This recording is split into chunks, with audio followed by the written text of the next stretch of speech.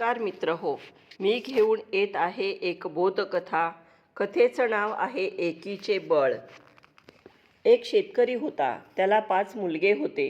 ते सगळे सशक्त आणि मेहनती होते, पण ते नेहमी एकमेकांशी भांडायचे. कधीकधी ते मारामारीही करत. मुलांनी असे आपापसात भांडू नये, मारामारी करू नये. त्यांनी शांत व समाधानी असावे, असे ते शेतकऱ्याला वाटत असे.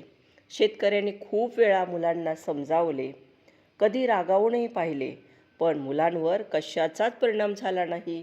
शेतकरी नेहमी विचार करी की या मुलांना एकत्र कसे आणावे बरे. एके दिवशी त्याला यावर एक युक्ती सुचली.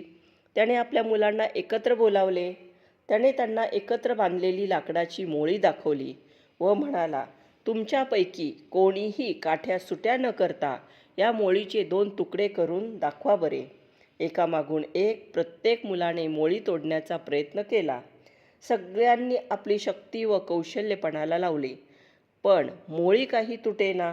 नंतर त्या वृद्ध शेतकऱ्याने मोळी सोडली, सगळ्या काठ्या मोकळ्या केल्या आणि प्रत्येकाच्या हाती एक एक काठी देऊन ती मोडायला सांगितली.